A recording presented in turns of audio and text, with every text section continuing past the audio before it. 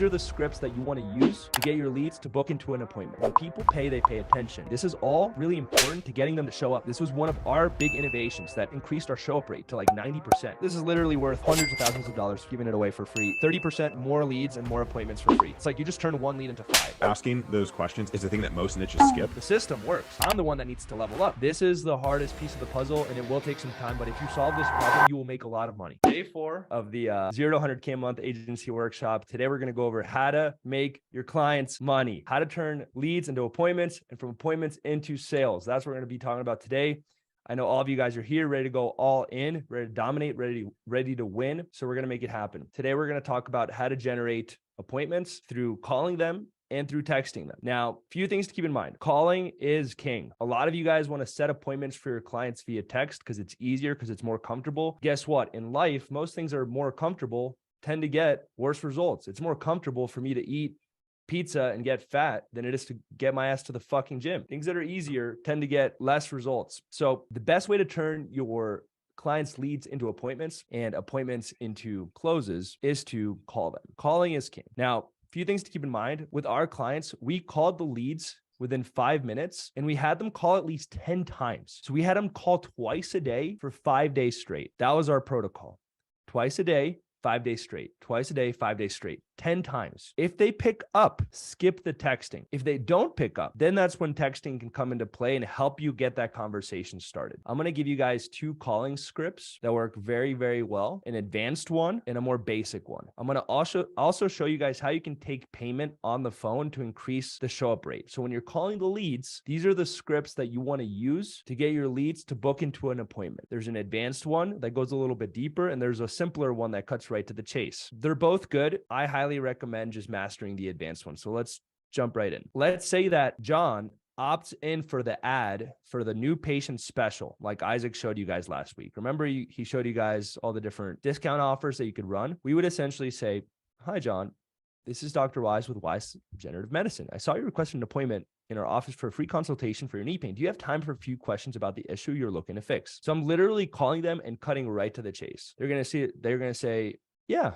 You say, "All right, great." Then you're going to go into some survey questions. Can you tell me a little bit about what's going on? On a scale of 1 to 10, how bad is the knee pain? What else have you tried to fix it? What is the pain holding you back from doing right now? Are you looking for a solution to permanently fix the pain? And after going through the survey questions, you're going to end with this question. How soon are you wanting to fix this? As long as they're like, "I want to fix it now," and they're not like, I don't really need to do this, you're going to say, "Great. So based on what you answered, we definitely think that you're a great fit. Now, we definitely need to get you in the office before the voucher for a free consultation expires in 5 days, as these vouchers are only available to people like you that really need it.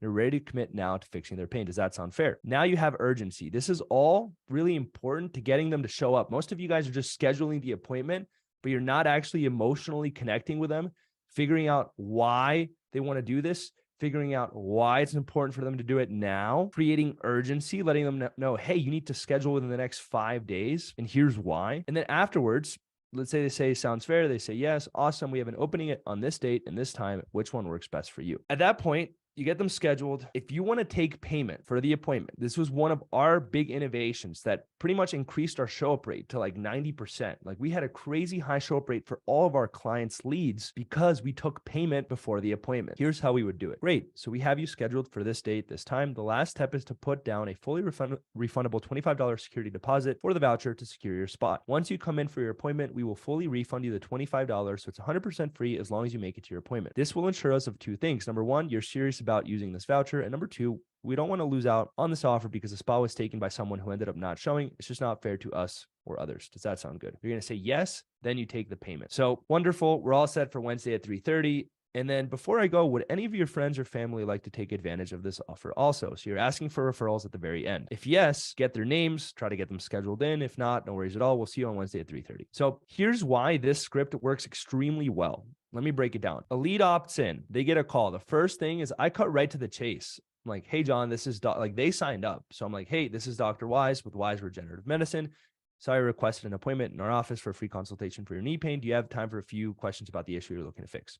So I cut right to the chase and I get them into discovery mode. It's just like the intro call script that I showed you guys for sales for your agency, but you're doing it for sales for their business. It's all the same shit at the end of the day. And then guess what? Instead of having a demo presentation, they literally do a in-person presentation. Like, let's say you're a roofer. What does the roofer do? He goes to your house and he walks around and he says, hey, based on everything that I'm seeing, here's the solutions. And he presents the solutions. It's the same shit. So here's also why it works so well. We actually dive in and go deep on like, why do they want to do this? What's holding them back from doing it right now? Like, are you looking for a long-term solution? Then we go into some time urgency. How soon are you wanting to fix this? And then we take payment. So what happens is when you take payment, they take it way more seriously. So I know you guys are amazing. You're here and I'm giving this all away for free, but most of the time, the rule is when people pay, they pay attention. And when people pay more, they pay more attention. If you guys wired me $100,000 before this call today, you would be literally glued to the screen, making sure that every single word that comes out of my mouth is fully registered in your brain because you invested so much. There's just more skin in the game. So here's how you're going to do it. If the offer is a free consult, you take a security deposit that's refundable. If the offer is a $21 adjustment, for example, you just take the $21 for the first appointment. If you're let's say your niche is like real estate or roofing or things like that, you wouldn't do a payment, but you would still follow everything else. So for example, hi, John, this is Joel with Denver Realtors. I saw you requested, let's say they wanted to sell their house. I saw you put in some information about potentially selling your house over the next few weeks.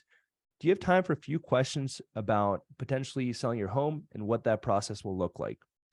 Then they're going to say, yeah, I do. Awesome. So can you tell me a little bit about your home? So it's the same thing, but instead of talking about knee pain, you would be talking about their house. Or let's say that you had, what's an offer, Isaac, for roofers? Like roofer ads, B2C, free consult, free roof replacement. Most roofing stuff is like payment installations or like getting it covered by insurance. Those are the two like main offers. Most roofing stuff is just making it sound like new and novel. Like, hey, we have a homeowner program. Okay, homeowner program. So the script would be like, hey, John, this is Joel with Denver Roofing. I saw you request some information about our new homeowner roofing program. Do you have time for a few questions to learn more about the program, about potentially getting you a new roof? So it's all the same thing. You would just change this based on the offer that you're running for the client. Cool. Let's go over the more basic version. The more basic version just kind of jumps right in and gets them scheduled. It skips the discovery. I don't recommend it. I recommend you guys go into discovery. But if you're like, Joel, like, I don't want to make my clients ask these complicated questions. You're like, Joel, I don't want to go so deep on their problems. Then you could just use the script and get them scheduled. It literally just jumps right in. Hey, John, this is Brian with Peak Performance Chiropractic. I was just giving you a call in response to that Facebook voucher you signed up for that exam and adjustment. Then you wait for them to respond. They're like, oh, yeah. I'd be like, awesome. Well, let's find a time to get you scheduled. Your mornings or afternoons typically work best for you. So if you want to just skip all that and get them scheduled, you could do this, but they're way less likely to actually show up because there's no emotional connection. So again, call the leads within 5 minutes, call at least 10 times. If they pick up, you don't have to worry about texting. I never schedule people through email or voicemail drops. I schedule them through calling and texting. That's how you call. That's how you schedule them. Those are the scripts. And you could modify it for pretty much any freaking niche. It's just that some niches aren't going to have a security deposit. Like you're not going to take a security deposit for a realtor. Like that wouldn't work. But you could still follow this entire process. Do we need to do this as an agency, rather hand over the script to the clients? I made my clients do it, but then you have to be really good at coaching your clients to do it. If you're not going to have the infrastructure in place to have your clients do it, then you just need to do it. And I actually recommend, even though calling is better, it's easier to get started with text. So at the very least, take care of text for them. Take that off their plate because you can just get a VA to do the text. Like you could even do the text. It's the way I'm going to show you guys. It's very, very simple. Building out a call center is very complicated. So at the very least, take over the text and make them call at the very least. Call center is worth it long term, depending on the niche, like especially niches where you're doing like really high lead volume. Like for example, for like a mortgage client, a lot of these guys, you can generate them like 150 leads per month. If they call themselves, they're going to close like 1/5 of the amount of deals they would close if they had a call center backing them up. It does take a setup though. Call centers, like You can hire pre-built ones to call your leads for you. That's a short-term solution. It's kind of like white labeling because you're going to lose a large chunk of your profits. Long term, you can build one, but it is quite the setup. So yeah, what Joel's saying, like have them call it first, handle all the texting, set up some good go high level automations. As your agency grows, especially depending on the niche, it might be a good idea to build one. But agreed. I think take texting off their plate immediately. It's very simple, but I think calling gets complicated, especially because think about it. Let's say you're calling on behalf of a doctor or a dentist, and then the lead is like, hey, I can't find you. Like, where are you guys again? Like, what are you guys near? Like, it's just going to be it can be a logistical nightmare. That's all I'm saying. So you have to just be really prepared for it. But I would give your clients that script and make them call. Like, that's how I did it. I told the clients, if you don't call 10 times within the first week and call within the first hour, you don't qualify for the guarantee. And you have to be willing to record your calls. And if they're saying, oh, the leads suck or the leads aren't showing up, they have to be willing to let me do call reviews and literally listen to their calls. And guess what? Most of them aren't even using your script. Cool. Do we have objection handling when they say it's not a good time to talk? I think this one does. Hold on. I don't know why, but I put all the objection handling here. So if you guys want to look at all the objection handling situations, they're on the basic one. I didn't know I had to pay for this. Why can't I pay in person? If they answer no, can I call you back? I didn't sign up for that. If it goes to voicemail. So like, if they're like, can I call you back? Oh, you can definitely call us back. Just, we're booked out about a couple of weeks in advance. If you want, I can get you scheduled in less than 30 seconds. And if then that time doesn't work, you can always call us back and reschedule. You're essentially being like, yeah, you can call us back, but let me try to get you scheduled in 30 seconds. If they're like, oh, I didn't sign up for that. Oh, well, maybe one of your friends or family signed up for you. Do you have something going on with your health right now? So, because most of the time they're just lying. So it's like, let's say that it's a roofing offer. Oh, well, maybe one of your friends or family signed up for you. No worries at all. But since I have you here, do you have something going on with your roof right now that we might be able to take a look at? yeah, when people say they don't remember signing up, I either assume they were drunk or they were really sleepy. Because like a lot of the times when you call these people and you're like, well, how's your roof looking? They're like, it's terrible. It's like, well, what are the chances that you have a terrible roof and you signed up through the roofing ad and now you suddenly forget that you didn't need a roof repair? It's like unlikely. Yeah, they just don't want to talk to you. So like, yeah, well, I didn't sign up for this. Like that's all it is. These are all smoke screens.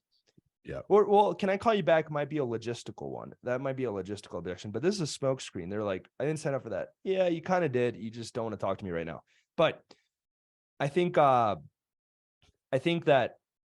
what we did is we were just like, oh yeah, maybe one of your friends or family signed up. But with that in mind, since I have you here, like, do you have something going on with your back pain or knee pain right now that you wanted to get it checked out? And it's funny because I would literally listen to the calls with our chiropractor clients and they're like, yeah, I do have knee pain. It's like, yeah. What are the chances? Oh man. Okay. So the objection handling responses are in that PDF. How do you take payment? Aren't people hesitant to hand over their details on a call? Yeah. I mean, this is also the challenge of doing it yourself. Like if the doctor is calling, it's way easier to get them to actually pay. Right. And because we do the discovery and because we explain why we're taking payment, it works pretty well. Can you expand on the 10 calls? It's 2 calls a day for 5 days straight. So for a whole week.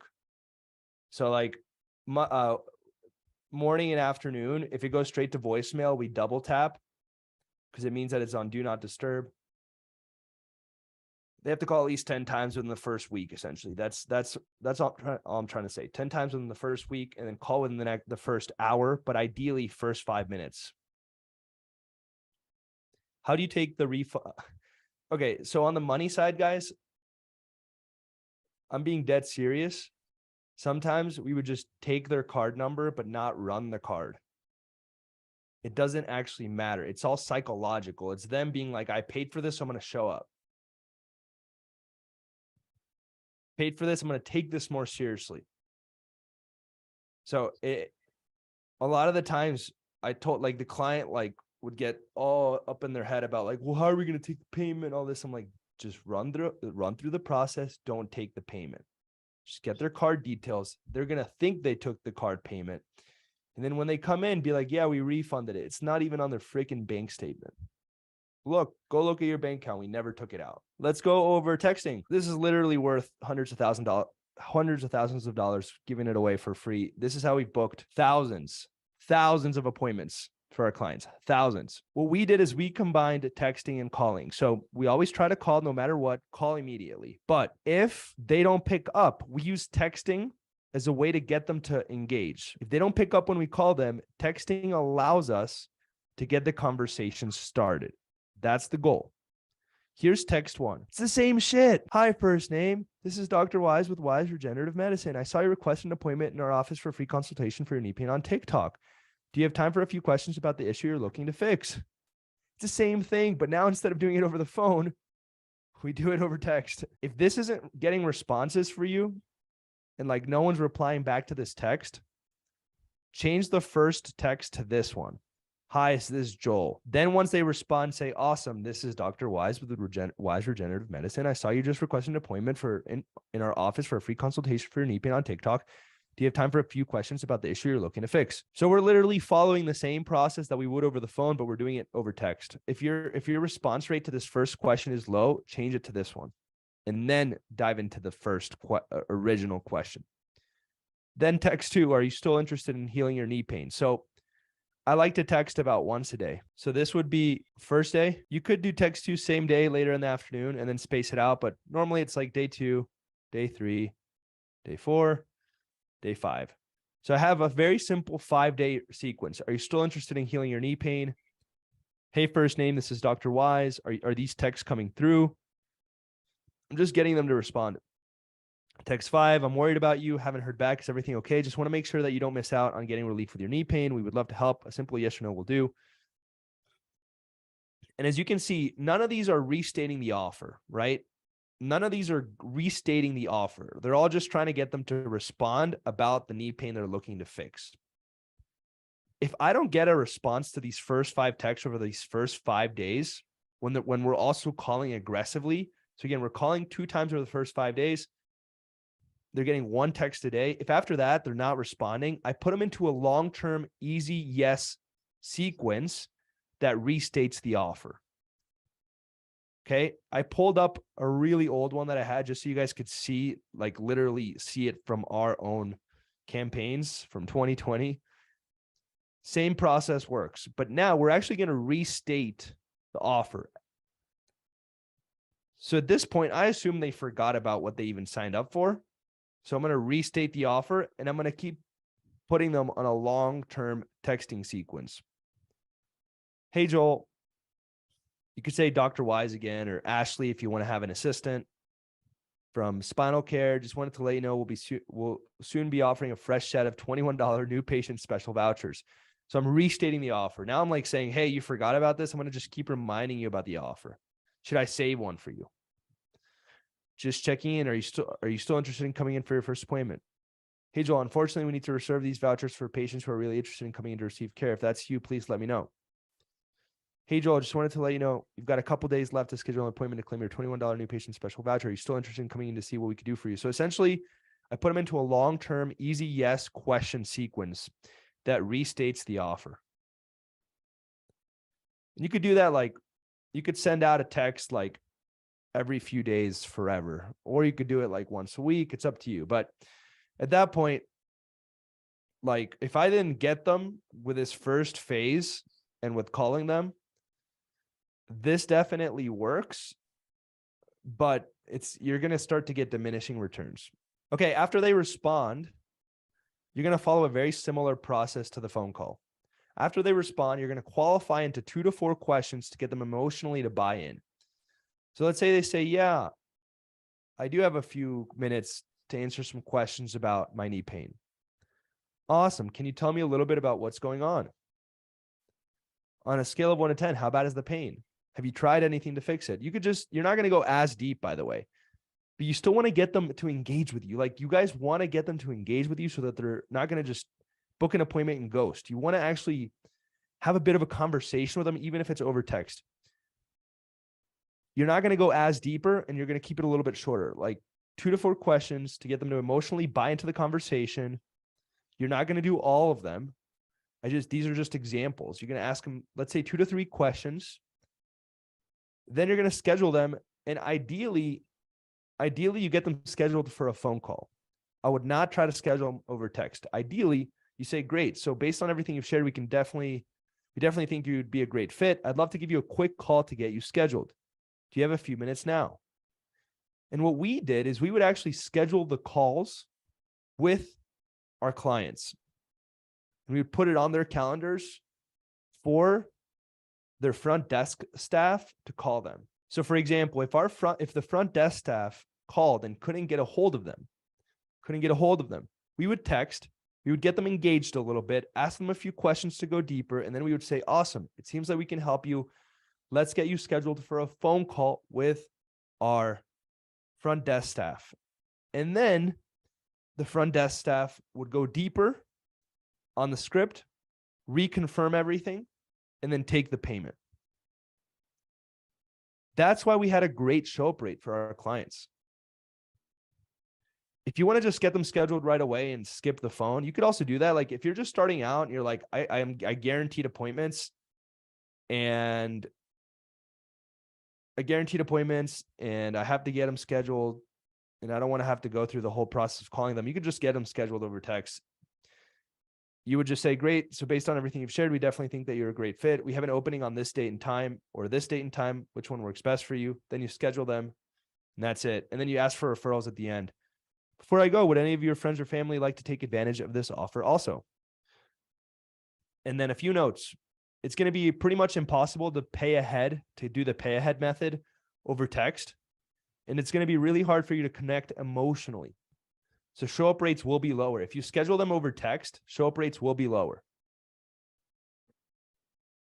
You can also skip the digging deeper part over text and just jump right in and get them scheduled. But again, show-up rates will be lower. Like you don't have to go through this phase 2, but phase 2 really helps get them to emotionally buy into why they're doing this, which then gets them to actually show up.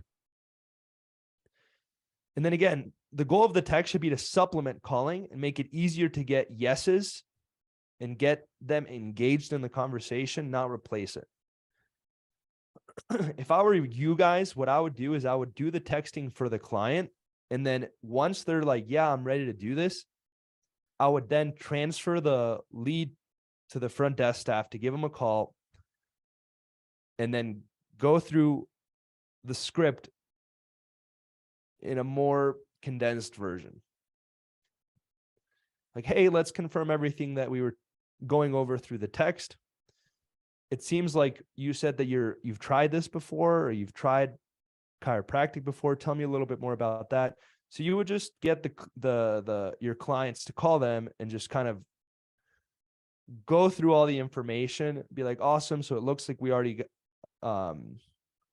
it sounds like you're a great fit. Let's get you scheduled and then take payment. Prepaid deposits definitely work in the gym niche. The referral at the end is like an easy way to get like a third like 30% more leads and more appointments for free for your clients. Literally, sometimes we would get like a whole family. It's like you just turn 1 lead into 5 just by asking for it. Let's go over Go High Level Setup. You guys will learn different things about your niches as you go along. Like I see people asking in chat about like solar and like other specific niches. Like there's going to be niche specific details that you learn as you go along, but the fundamentals are all the same. Like asking those questions at the beginning of the call is the thing that most niches skip.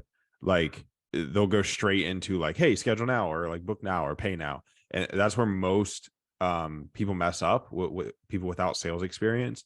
The questions and building rapport with the customer, as long as that's done, it's like hard to mess up the rest. Like human beings are like emotional creatures. So if you connect with them at the beginning of the call and just force your clients to do at least like a little bit of that, the rest can kind of play out really well and it can be figured out. Yeah. And I think just take the framework. Guys, here's a framework. Don't worry so much about the details. Here's the framework. Call the leads as fast as possible, ideally within the first 5 minutes, if not within the hour. Call them 10 times. over the first week. If they don't pick up, have a text sequence, a 5-day text sequence to get them to respond.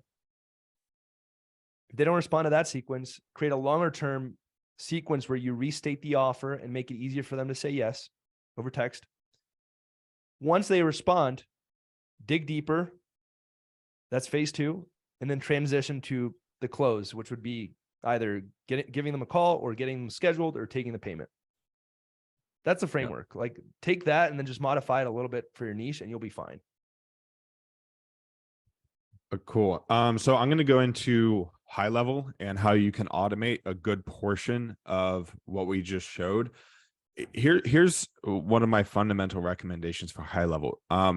Keep it simple. Like people build, you see these like really, really complex high levels with like 1 million triggers, 1 million workflows, million campaigns. It can work, it can help sometimes, but those are marginal gains over the basics. The basics are what you see on screen right now. You need an appointment reminder campaign, a new lead campaign that gets conversation started with new leads, so it does a little bit of the work for your client. And if you want a no-show campaign, even no-show campaigns, all of this relies on calling. So if your client isn't calling the leads during all of these processes being automated, they're not gonna get the best results. This is in addition to a good calling schedule for the client. In addition to these 3 automations, have a basic opportunities board for them, like really basic. You can modify this obviously depending on the niche. Yo, can you guys see the screen? Can you give me a thumbs up? Yeah. Yeah, let me know if the screen is actually sharing. Yeah, it is. Before I rant for like 40 minutes. Yeah, it is. Okay. Cool. Need a basic opportunities board plus these 3 automations. Now, these are nothing crazy. I'll go through these. One thing I like to do that Joel, when you had Cairo Agency, did you do a lot of voicemail drops for your clients? I focus more on calling and texting, but yeah. And then I had my clients leave the voicemails when they called. Okay. But like, I know that you had your own 7-figure agency and we did things a little bit different. So I'm sure that this will be great for people to learn. Yeah. So guys, the reason why I have voicemail drops in this sequence is probably not what you think. Yes, it leaves a voicemail on their phone. Yes, sometimes the prospects listen to the voicemail and will call back and be like, wow, I'm very interested in what you said to me. The main purpose of the voicemail drops is to make up for lacking clients, because voicemail drops show up as missed calls, which is really useful. Because if you hit them with some missed calls the first day, in addition to, like, your clients are supposed to call twice. They don't always do it. So if your client calls once and then there's like another voicemail drop later on the day, now you're having 2 or 3 missed calls on the client's phone. I don't know about you guys. I think this is most people now. Like, our generation does not call back unless if there's like 3 missed calls from the same number. Like, 1 missed call from a number that doesn't even exist in my mind. Like, I'm not even registering that. It starts registering on people's mind to call back when they see 2 or 3 missed calls with voicemails left on each call. That's when it's like, okay, I'm going to see what, see what these people are calling about. So that's what the voicemail drops are for. It's to create additional missed calls for the client. Under settings here, you do want to only do like weekdays in most niches. You can include weekends. Just know, the more heavy you make your sequences and the more stuff you do, like include weekends and just let it run if you let it run 24/7, you don't include time windows, you may get a higher response rate slightly, but you're going to piss more and more people off, which your client will complain to you about. You're going to piss some people off. There's regardless. a trade-off. Yeah. That's why the texting guys was only a 5-day sequence. Yeah. And then after that, remember I said after that, if they don't respond, I put them into a long-term sequence. I also only did that if the client asked me to, or if honestly, like, just with 1 week of touch points, you're good. Yeah. And yeah, you can modify our sequences and make them even more aggressive, which I did. And like in the mortgage niche, I added like an extra text or 2 the first 2 or 3 days. Like, you can make them a little bit more aggressive. Just know you will be pissing people off, and make sure the client is aware of that. So there's a trade-off there. Stop on response on lead to conversation campaigns, always have stop on response on. The only time you don't want to have stop on response on is like on appointment confirmation campaigns. If you have stop on response turned on appointment confirmation campaigns, if they respond at all, which a decent amount of them do, it'll stop the sequence and they'll no longer get reminders. So make sure you're aware of that. The filter here, contact created, has tag. So make sure when you import these leads, you import them with a tag. This just keeps things organized. I just put new lead as the tag. You can make this whatever. Just make sure whatever you make the tag, you change the filter here on the, I'm calling these campaigns, but they're automations now. I use outdated high-level language. Create or update opportunity on a new lead campaign. You want to make sure it imports the leads into the pipeline, put it at the very first stage, the new lead stage. That's all you need to do there. Then it's pretty basic. It's what we talked about in the what Joel just talked about. It's just that put into some high-level automation. So we have text voicemail, wait 3 hours, text voicemail again, and then it's every 24 hours. So the first day we hit them twice, hi, is this, John, ? Basic stuff that baits for a response. And then the client takes the conversation from there. These are going to be fairly high response type campaigns. Like you can make these super long texts that are like, hey, this is, Dr. Wayne from Wayne's Chiropractic and blah, blah, blah. You're going to get low response rate with those. With stuff that baits for a response like this, you increase your response rate drastically. So then it goes every 24 hours. Again, just conversation initiators, text followed by voicemail every single time. The sequence goes 1.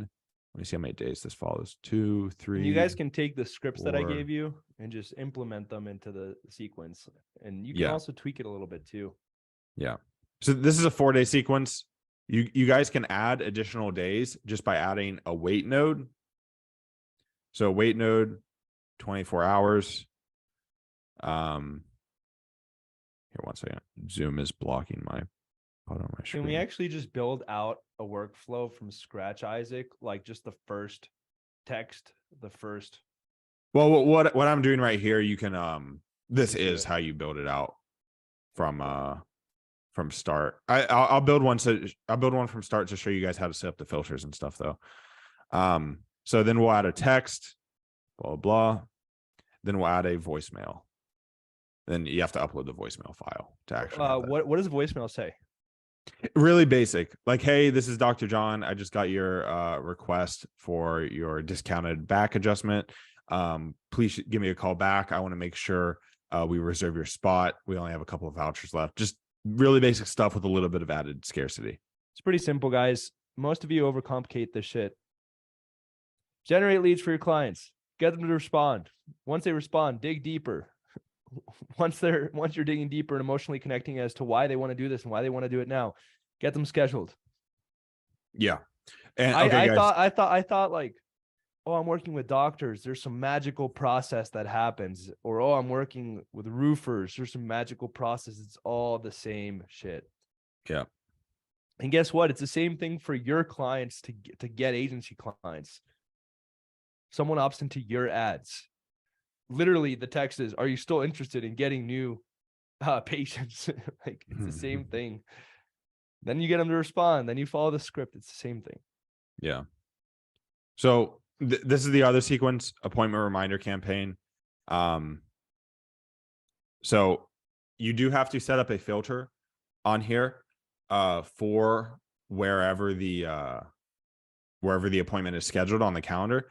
Event type normal, appointment status is confirmed. The third filter you guys are going to add is in calendar, to choose whichever calendar. Like after you make the calendar, you have to make sure you choose the calendar here to actually have it work. So that when you guys import this, make sure you do that. Additionally, something I forgot to add here, which we'll build right now, because I want to show you guys how the first part of a sequence is built. You need to update the opportunity status to go to the appointment created. So create update opportunity. So like pipeline, all leads pipeline. This is going to move them from the lead stage of a pipeline to the scheduled appointment stage of the pipeline. Opportunity name, we don't need to change that. Lead value, status, we don't need to change status. Allow opportunity to move to a previous state. That's fine. Allow duplicate opportunities. Save. Okay, so this will move it from the lead section of the pipeline to the scheduled appointment. And all of these emails and texts, we actually went over this on the last presentation, but it's all really basic stuff. Just telling them they need to show up for their appointment, where the appointment is, the office location. If you don't include office location, you're going to get a million emails saying where is this located. So make sure you do that. We also have them text to confirm in one of these. Let me pull it up. These are all basically the same. So make sure.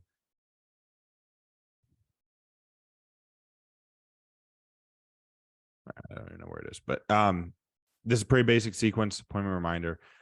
Nothing really needs to be added to this. It's pretty good as is. You could add an additional email or text 10 minutes before. The way you would do that, you just add a wait node. And the difference when you have an appointment is you want to use the event appointment time. Okay, cool. And then before, maybe like 10 minutes before. What that does, and it's important you don't forget to do this. If you just use the regular wait node, it won't work properly. This takes into account the appointment time and sends whatever you put after it, whatever text or whatever you put after it 10 minutes before. So then you would just add a text and an email after that new wait node. Workflow has been saved. Now, no-show campaign. This one is pretty basic as well. The way this works is on the opportunities board, when you pull a lead over and you move it to the no-showed column, so like let's say they had scheduled appointment and then they no-showed, it'll trigger this automation here to fire. So pipeline stage changed, in pipeline, all leads pipeline stage no-showed. And it starts this sequence. We had your discounted chiropractic treatment scheduled for today. I just tried to give you a call, wasn't able to reach you. Are you still available for your appointment? And it just goes on like this for like 2 or 3 days. This isn't a super hardcore like ROI sequence. It's cool to show to clients. You do get some people responding. They need to call the people as well if they have any extra time. So if they have any like time that they aren't calling new leads, they can call these leads. Although if they have the chance or have the choice, to call new leads versus old leads, call the new leads. If somebody no-showed for an appointment, they're less hot than a new lead coming in. New leads need to be prioritized always. That's really it for the high-level sequences. I want to show you guys how to import leads through Zapier. I get that question a lot. The standard high-level import leads feature is kind of it breaks sometimes. I personally never use it. Every time somebody comes to me and they're like, hey, my high level is not importing leads properly, they're always using the built-in high level leads importer. I use Zapier for everything. So let me show you guys how I set this up. First step, and you do have to have premium Zapier for this, new lead and Facebook lead ads. That's the trigger. We're going to continue. You're going to choose your Facebook account. Then you're going to choose the page that you want that your client is running from. Then you're going to choose the form. So whatever lead form you created, hit continue, test trigger, continue. Then on Zapier, high level is called lead connector. I don't know why they go by that name. It's kind of sketchy, to be honest, but that's what they do. Add or update contact is the event. Continue. Sign in. Now it's going to ask for the API. You're going to pull this from settings. API key is right here. Copied. If there isn't an API key that's working for you, just refresh the API. There's a little refresh button. Nice. We might actually get to do it right now.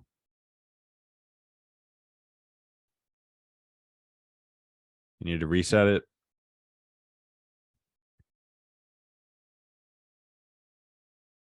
Yes, continue. Cool. Now it should be pulling it in. Perfect. Now that account is connected. Now we're just going to pull the, here's a full name import, full name, email. Let me see if this lead even has a phone number. Phone number, perfect. Address, city, I'm just going to leave all that plain.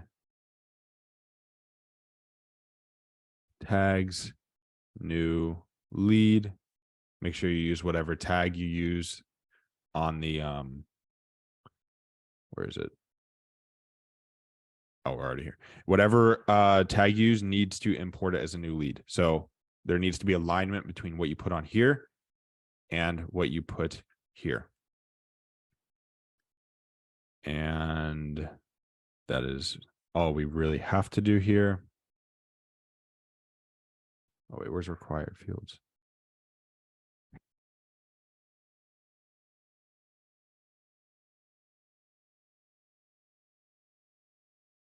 Oh, that's what I was missing. Mark as lead true. And hit continue, test action.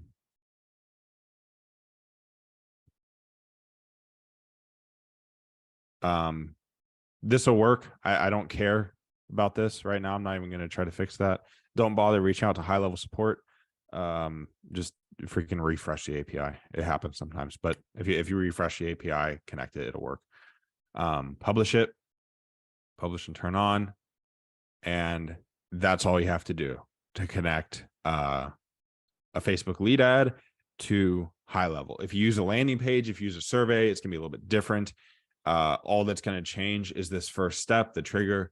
But every single app in the world is on Zapier, so it's not a problem. But yeah, that's really all you guys have to do to build out high level. These 3 sequences, opportunities board, connect it with Zapier if you want, no issues. And yeah, that's really it. You have anything to add, Joel? No, I'm just responding to questions in the chat, but Okay. I trust you with my whole life when it comes to ads and go high level. So whatever Isaac says, just listen to it and don't question it. I know that sounds like a cult, but just trust me. It's a little bit of a cult. It's fine though. Yeah. All right. Yeah, I think it's great. I was just helping someone asked a really good question. Maybe we could talk about this really, really quickly. Someone asked, like, if they have a really thick accent, is that going to hurt them in agency? 2 things. You can always partner with someone that speaks really solid English. The other option, like Isaac, can you talk a little bit about like white label agency? Like that's a huge need in the market. Like there's so many people that are good at going out and getting clients, and there's very few people that are good at getting results. Like you can also become a white label agency where you just get paid to do the work. Yeah. So if you're extremely bad at sales, you have 2 routes that you can go down. Route number 1 is to partner with somebody in your agency. And this is actually what I did when I grew my agency. I partnered with somebody who was really good at sales. They had 0 tech skills. They had no idea how to run ads, no idea how to do anything. So I got really good at the ad side, at the tech side, and they got really good at the closing side. And that was the partnership. I didn't handle anything with sales and some basic, I'd like help structure our sales team, structure like a hiring process, some of the back end part of the sales team. But as far as the actual sales, I never touched it. And as far as the tech stuff, they never had to touch it. So you can form partnerships like that. Number 1. Number 2, white label agencies, you can grow really fast. Even just organically, you can grow a white label agency very fast. What white label is, for those unaware, is let's say an agency is closing a lot of deals and they want to outsource the getting results for clients part to somebody else. That's where you step in. So they'll hire you to build out their client campaigns and manage their client ads without ever actually having to touch, number one, closing clients, number two, client management. And white label agencies, you can grow organically really well. If you just establish a good Facebook profile, Facebook will be where you get most of your white label clients. And you can also run ads for yourself. People run ads for white label agencies as well. So those are two very valid options, and you can grow those very quickly. Those are very profitable, especially white label. Yeah, that's what I would do. I thought it was I get that question all the freaking time. So I was like, let me just answer it on this recorded video, and then everyone else will hear it or see it. All right. Should we dive into how to close the leads? Yes. All right. So guys, today we've talked about, or I guess last time we talked about how to get the leads. We've talked about how to generate an appointment from the lead. So someone opts in on Facebook through your ad or TikTok through your ad. We talked about how to call them to set the appointment. We talked about how to text them to set the appointment. And we talked about how to emotionally connect with the leads and take payment so that they actually show up. Because if you get all these appointments and they don't show up, guess what? Your clients are going to be pissed. So the 80-20 of getting them to show up is to connect emotionally, and then take payment is the icing on the cake. That's how you take it from 80-20 to 100%. So, yeah, and then go high level. Isaac showed you guys everything for the sequences. You have everything ready to go. If everything is making sense, drop a 1 in the chat. Everything is making sense, drop a 1 in the chat. And again, my goal is to really give you guys everything to be able to help your clients go from lead to appointment that shows up to then a close. Now, this is the trickiest part of the process, guys. How to actually get them to close. Let me pull up where is this? 1 second. Where did my guide go? All right, here it is. This is the trickiest part of the process, guys. How to help your clients close the leads. I'll go over quick wins afterwards. Let me just make that. I'll put that at the end. We're going to have to just reorganize some stuff. All right. How to help the clients close the leads. This is one of the trickiest pieces of the puzzle. And you may be wondering why. Well, it's the only piece of the puzzle that you don't have any control over. So can you control how many leads they get? Can you control if we're texting them to get them scheduled for an appointment? Could you control calling them? Yeah, I mean, technically you could pick up the phone and call them, but like, you're not going to close them on a dental procedure over the phone. They have to go in and speak with a doctor. You're not going to close them on getting a new roof unless you show up at their house. This is the part of the process that you have no control over, which makes it the hardest. This is the hardest piece of the puzzle, and it will take some time, but if you solve this problem, you will make a lot of money. Here's how I was able to solve it. I created something called the hybrid model. The hybrid model. It's the same model that Hormozi uses. I don't know if you guys saw Matt Shields on Thomas Gannett's YouTube. He's a good friend of mine, and I also coached him. He came through my program, and great guy. Same thing, hybrid model. What we've essentially realized is that just running the ads by themselves is not enough to get them results. You have to also coach them on sales. I don't know if you guys remember what I talked about last time we all met, but I said most business owners suck at two things. They suck at sales and they suck at business. They suck at sales and they suck at business. They're bad entrepreneurs. Generating more leads and more appointments doesn't solve that problem. All that generating leads and appointments does is gets them more leads and appointments. But if they still suck at sales and they still suck at business, they're going to fail. So how do we actually get them to be good at business? How do we get them to be good at sales? We have to essentially create a coaching program for the clients. This is the trickiest one to do. I'm going to show you guys how to do it as simply as possible, but this is really the trickiest one. And here's also why. You guys aren't, like, I'm not a dentist. I'm not a chiropractor. So I don't know how to close a chiropractor patient. I'm not a roofer. I don't know how to like go look at the roof and close a roof. That's the challenge. The challenge is that we are not in this niche. And the reason why someone like like, I don't know if you guys know this, but like Gym Launch, Hermosi's company, also runs their ads. So they're technically an agency, but they also coach. They just don't promote it that way. They do run the ads for the gym owners, but they also coach them. So why were they able to succeed more than every other gym agency out there? Well, it's because they actually had experience running gyms. They knew how to close deals. Why do I have the best results with Agency Lab? Because I actually ran an agency. So I know how to close agency clients, and I can show you guys how to close agency clients. How can you get the best results for a dentist if you've never closed if you're not a dentist?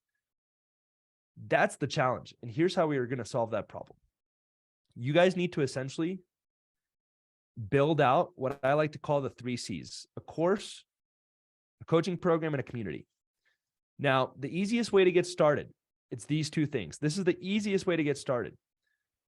Finding a strategic partner that's really good at sales to be the coach. Finding a strategic partner that's really good at sales to be the coach. So what I did is I actually partnered up with Dr. Jen and Dr. Brian, who are my highest performing clients. And I had them coach all of my other clients on the sales process. I also had them create a course breaking down how to close, what mindset you should have, what the script is. Because I'm not a chiropractor. I don't know. So you guys need to go out and find someone in your niche that is crushing it. That's a savage. The better they are at sales, the better results you're going to be able to get your clients. And then you have to convince them to come in and coach and help you create a course. You're not the guru. You have to find the guru. You have to find the guy or the girl in your niche that's crushing it, so that you can then get them to coach your clients. I have a student, his name is Brandon Yu. He has a like $300K a month med spa agency, but he was one of the top consultants for CryoSkin, which is a med spa service. And he actually had a med spa. So when he started his agency, he was literally coaching all of his clients, and that's why they got crazy results. It wasn't just the leads. It wasn't just the appointments. He actually coached them on how to sell. So you guys need to find that guy or that person in your niche. Here's some places to look. Number 1, you can look for your highest performing clients. So if you do have clients already, your highest performing clients that are crushing it, get them to coach. If not, I would reach out to people that you know are making some serious money in your niche, or like influencers. And I would essentially say, hey, come in to coach for my agency, and you can either pay them per client, you can give them a small percentage of equity, you can refer out all of your clients to them if they have a coaching program. So for example, at first, the way that I did it, let me see if I can show you guys. 1 second. All right. At first, I partnered with these guys, Dr. Jen and Dr. Brian. They were my highest performing clients of all time. They crushed it. They helped me build out a course. They helped me build out a Facebook group for the clients. They helped me build out weekly coaching calls. And I essentially raised my prices by $100. And every single new client, the extra $100 went to them. So I was like, hey, for every new client that I get, I'll pay you $100 a month. So at one point, we ended up getting like an extra 100 clients. They're making $10K a month just for coaching. So that's how I paid them. After that, we ended up partnering with this guy who's very well known. I ended up partnering with Dr. CJ. I'll just show you his website. I can't find him on the slides. He's already coaching chiropractors. He already has a coaching program. So like literally what I did is I reached out to Dr. CJ and I was like, hey, I have like 200 clients. If you coach them for free, you can upsell all those clients on your coaching program. So we did a trade. Dr. CJ is like a 7-figure chiropractor. He's one of the most famous chiropractors. So what you guys essentially want to do is find a partner to help come in as the coach, you can either look for other coaches that are already coaching in your niche. You can look for you can look at your top performing clients. You can also just look at people that are crushing it in your niche. This one takes a little bit of time to find. It's not as simple as just setting up an ad, but like if you find the right strategic partner that can help you teach your clients how to close, it's going to make a huge difference. Now, here's the next thing you got to do. You got to build something called a success path course. So right now, who here know? Drop your niche in the comments. Drop your niche in the comments. Drop your niche in the comments. Okay. Stop. Jan, you said med spa. I assume, Jan, you've never closed a med spa Botox person. I assume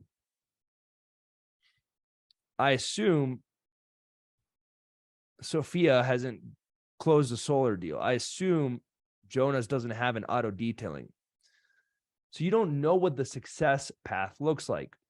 You don't actually know what the sales process looks like. So what we're actually going to do is once you actually have someone that is crushing it, you're going to interview them, and ask them how to go from appointment to close. So what I did is I actually met up with Dr. Jen and Dr. Brian, and I asked them, hey, I need you to explain to me from start to finish,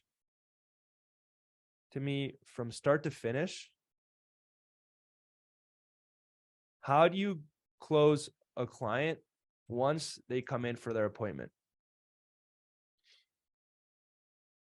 What's the script? What's the offer? How do you go for the close and ask for the money? What are the biggest objections that you get? I literally need to understand, and really I call it the success path, but you should just to keep it simple. Let's just call it appointment to close course. How do you go from appointment to close? What you're going to do is you're going to interview your strategic partner. If you don't have a strategic partner, you could literally just go out and find someone that's crushing it and just interview them. Be like, hey, can I interview you and put this in, like, I'm going to be promoting this and getting your name out there. And what you're going to do is you're going to ask them how to go from appointment to close and explain to you from start to finish, how do you close a client when they come in for their appointment? What's the script? What's the offer? How do you go for the close and ask for the money? What are the biggest objections that you get? What mindset should you have? What are the biggest things to keep in mind? Why do some people fail while others like yourself crush it? And you're going to interview them for an hour or two. Then you're going to take that video and chop it up into a mini course. So let's say that you ask them about each question could be a module in your course. And then let's say they give you the script, you're going to actually write it out and give it to them. So you want to create a course for your clients. So I showed you guys the demo presentation. Like we literally have a course for our clients. It was called Cairo University, where we taught them everything and we gave them all the resources, how to close, how to handle objections, everything. So what you guys want to do is interview your strategic partner or one of your highest performing clients, or literally anyone that's crushing it in the niche. And you want to learn the appointment to close process. After you interview them, you're going to turn that interview into a course. So like the script, the offer, going for the close, objection handling, mindset, golden nuggets, warning, this is why you will fail. Those could all be sections in the course. And you just take that long interview that you did and you turn it into small videos. And then you take the scripts for closing and the objection handles, and you create a resource for them. Like literally make a Google Doc with a script Does that make sense, guys? This is kind of complicated. It's because it's the hardest one. To break it down, find someone that's either your highest performing client or someone that's already crushing it. Ask them to be your strategic partner. They're going to help you coach your clients. Then you're going to interview them on what is the process to go from appointment to close. Ideally, they could actually help you make a course. Like at first, the first time I did it, I just interviewed the clients and had them, like I interviewed my highest performing clients on their success process, on their success path. I interviewed them on how do you go from appointment to close. But eventually I just had Dr. Jen and Dr. Brian create a whole course. And we actually filmed them going into, like I actually went into their practice and we literally showed them closing a client. It wasn't live, but like, it was like me pretending that I was a patient, or it wasn't me, but it was one of their, it was their chiropractic assistant, their CA. And they were walking us through the close in a live setting. So they could literally see how to close the deal. And we actually built out a whole course. But the 80-20 of this, guys, is you need to find someone in the niche to help you out. You're not going to be able to do this. Is this making sense? Drop a 1 if it is.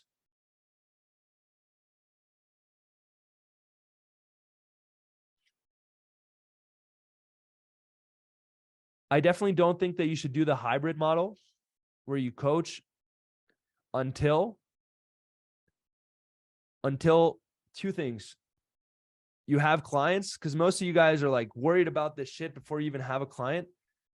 I'd say when you have 10 clients, you can start worrying about this.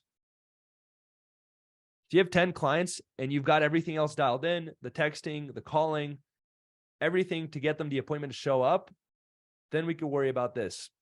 And by then you'll probably know someone that can help you build this out. So again, let's break this down a little bit more specifically. Bro, this mic, this like thing right here is fucked. I need to buy a new one. You see how it just starts to drop? All right. The course needs to show a few things. Closing script, objection handling, mindset, golden nuggets for closing, biggest things. All right. If your course has these things, you can help your clients win. But again, you need to find someone to help you build this out. The closing script, objection handling, or you could just call it objection handles, mindset for closing, golden nuggets for closing. Biggest reason why people fail. And then ideally, you also have a live walkthrough of them closing, even if it's a mock closing, like even if it's not actually real, even if it's just like a role play,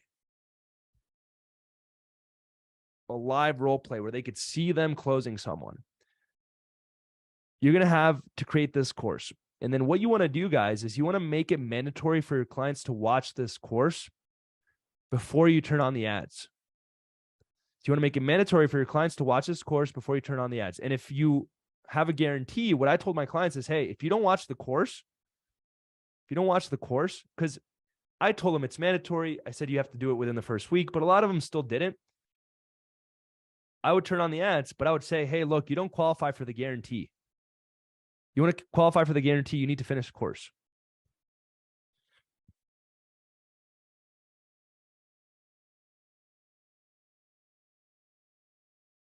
But the course needs to have these things: the script for closing, objection handles, mindset for closing, golden nuggets for closing, biggest reasons why people fail, live walkthrough, closing. Guys, I would literally give you access to my course, but I lost access to it when I sold my agency.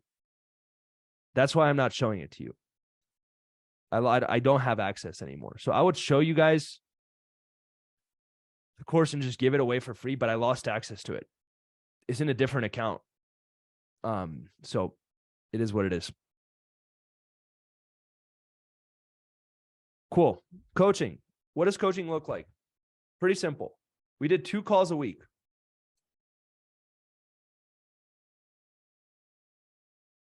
We did 2 calls per week. We did an all hands in call, which I'll break that down in a second. And we did a sales training. That's it. So we had our strategic partner do these 2 calls. It wasn't even us doing it. And then they helped me build out the course. On the sales training, we did role play. We did objection handles. And then sometimes we taught something new. It's pretty basic stuff. On the all hands in call, this is kind of like a community call. We did client success interviews. We did new master classes. Guest speakers. So essentially what you guys want to do is once you guys have a lot of clients, and this is very advanced, like we're getting into advanced stuff here. Once you have a lot of clients on like once a week or even once a month, what you want to do is interview your highest performing clients and do a, hey, if you've had crazy success with our program, like we'd like to interview you. And then what happens is you get your clients to teach your clients.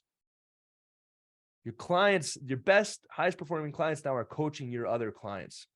So this is where you would bring all of your clients on the call for sales training once a week, and then an all hands in community call either once a week or every other week or once a month. And you're going to essentially interview your highest performing clients. And now all of your other clients are learning from your highest performing clients. And what happens, guys, what happens is they increase conviction. Remember what we said on the sales training day? I think it was like day 2. Do you guys remember what I said? What's the number one factor to increase your closing rate? Write it down.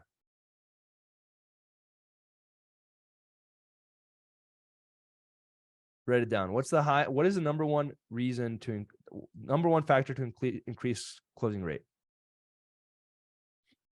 You guys remember? Nope. Nope. Nope. Okay, if you go back and watch it, it was conviction. Having belief in yourself, having belief in your results, having belief that it's possible. Conviction. If you have conviction, closing rate will go up. Conviction, belief that it's possible. Guess what happens when you bring all your clients on a coaching call and you interview your highest performing client? They all have conviction now that your system works. So they're going to then be like, oh shit, I need to close these internet leads.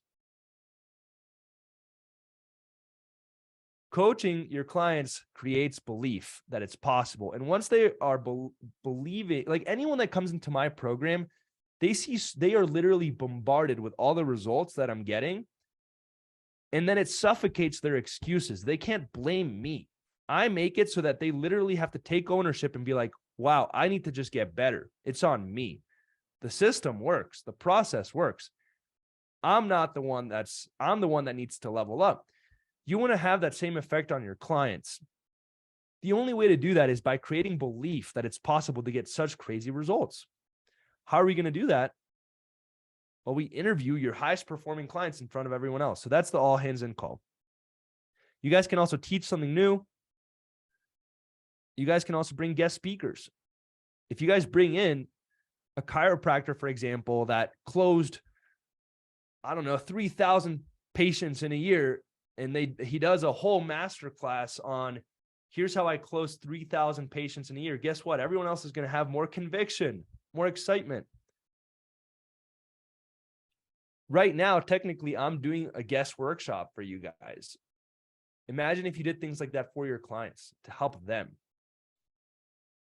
So those are the coaching calls you guys need to create for your clients. Sales training, and then an all hands in call. The last piece is the community. This one's the hardest part. I would not do a community until you have at least like 50 clients. I would implement this once you have 10 clients. If you have 10 clients, I would implement the coaching and the course. The community, I would wait till you have at least 50 clients. It just gets really hard. You have to be really good at managing a lot of people at once. where everyone sees everything. So I'm not going to go too deep on that one. It's not the 80-20. This is the 80-20 right here. Coaching in a course. And again, if you're like, Joel, I don't have like, I don't have a strategic partner.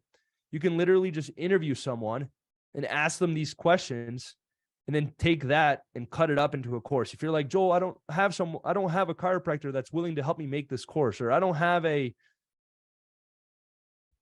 auto detailing owner that's willing to help me make this course. I'm sure you could find an auto detailing owner or a dentist or gym owner that's willing to at least get interviewed and share their process. And then you could take that interview and chop it up into a course. I actually did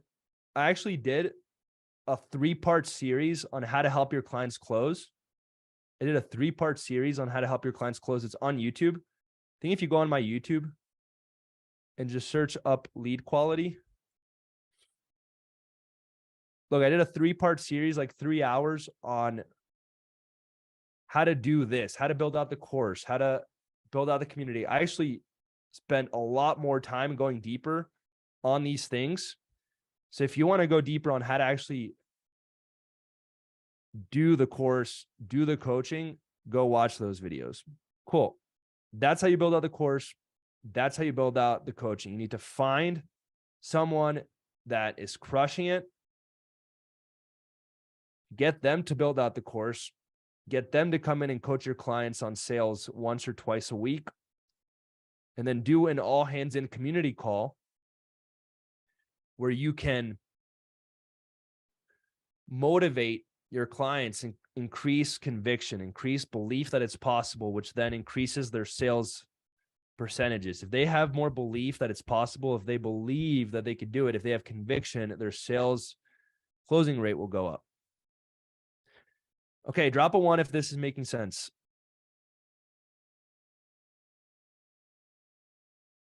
Again, for the first, until you have 10 clients, don't worry about helping them close. First, worry about getting them leads, then getting them appointments, then getting them to show up.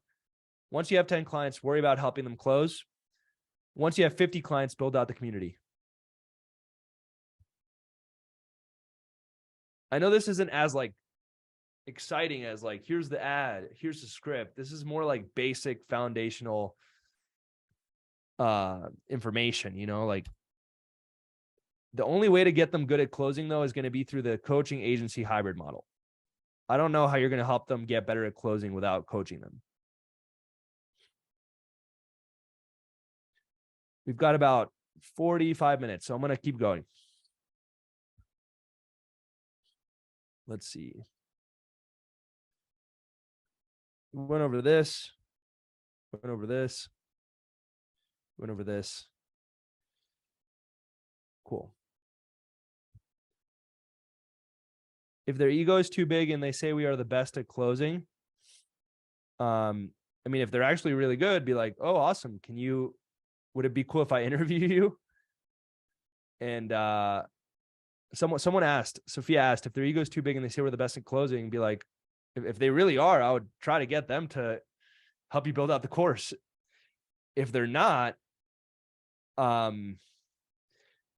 it comes down to a lot of different factors. If their ego really is too big, it comes down to setting good expectations at the beginning, which I'm going to show you guys.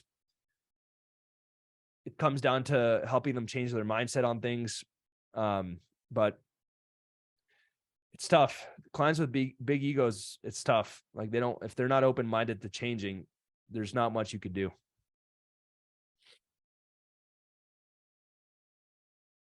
All right, let's keep going. I'm going to actually talk about launch calls and check-in calls first. I dropped this launch call presentation for you guys. This is the one that I use to help to really set the expectation with my clients at the very beginning. Because if the expectation sucks, they're not going to close any leads. You need to have really solid expectations about the process, about what it actually takes if you want them to close the leads. So let me show you guys this.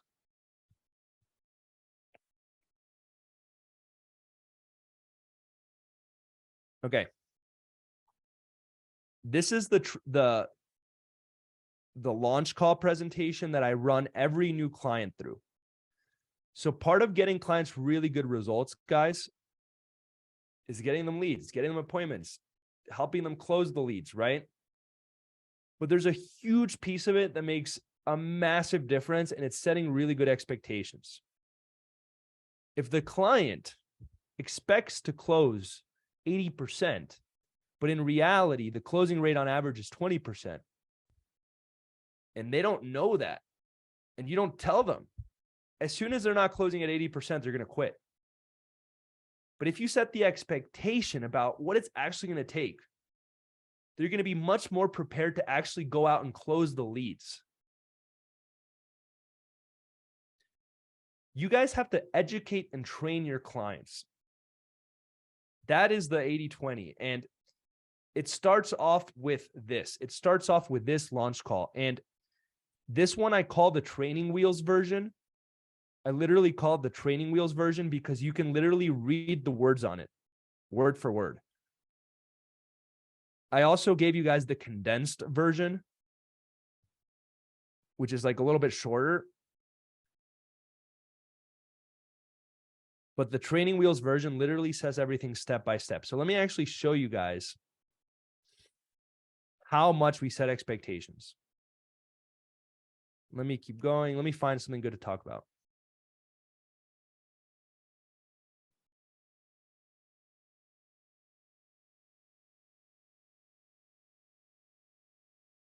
All right, how the ads work. Let's talk about, this is literally, so again, I go through this presentation with every new client, and I'm going to give you guys access to this, so don't worry.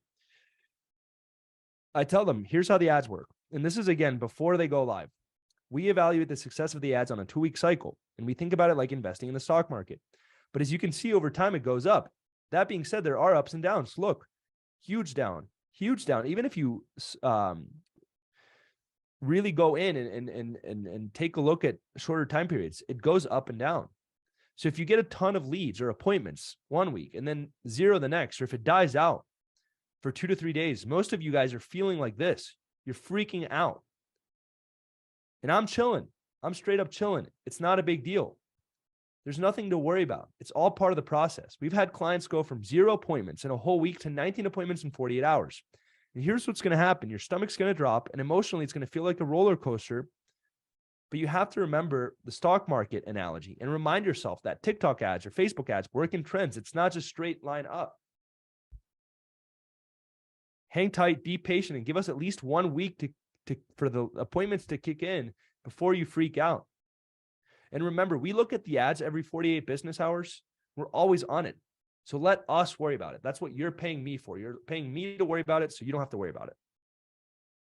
And again, I don't really care about the cost per appointment or the total number of appointments. I don't really care. I care about our ROI. Am I making you money? I've had clients with 50 appointments get a 20x ROI, and I've had clients with 120 appointments get a crappy ROI. And in order to make that happen, your success comes down to following our system, not how many total appointments you get.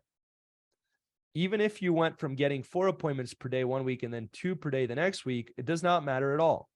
As long as we're hitting the promised numbers and continuing to get you appointments year after year and you're getting an ROI, that's all that matters. So with that in mind, how do you actually get an ROI? Whether or not we succeed with a system is in the follow-up and the sales process. So guys, do you see how I'm training the client? Like, I'm literally educating them. I'm setting expectations so that when they go into it, they're going to be much more likely to succeed. You guys are literally just like turning on the leads, sending the appointments, and then you're hoping and you're praying that they're going to be good. But remember what I said, most business owners suck. And then all of you guys are like, Joel, I'm getting them a lot of appointments. Like, but why is everyone canceling? Because you're not training your clients to be better business owners. You're not educating them. And it all starts with this launch call. It all starts with this presentation. It all starts with this initial call where you can really set expectations and lay the groundwork for the next few months. Then after that, you give them access to the course, to the coaching, all that good stuff.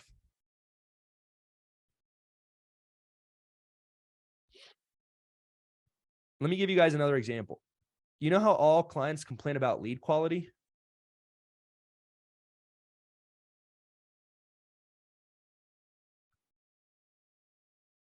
Hold on.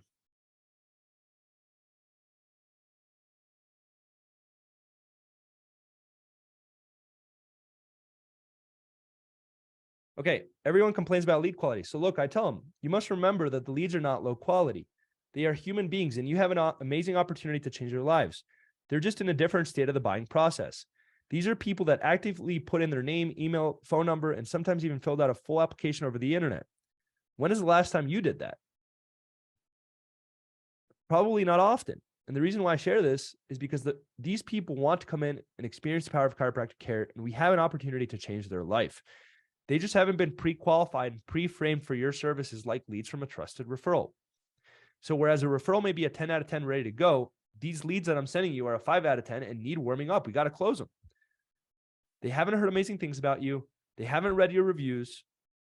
They haven't spoken to a trusted referral. And then I give them examples. I do storytelling. I give them analogies. I even show them little graphs. I'm like, look, this is how you guys get all of your patients right now. So, referrals. They come in, they're excited, they sign up. Here's how an online advertising lead works. They see your ad, they sign up, but they're skeptical. They come in, they're still a little skeptical. And then after meeting you, after speaking with you, after going through your sales process, they finally sign up. So if you guys want to get your clients really amazing results, it comes down to building a course, coaching them, setting really good expectations with a launch call.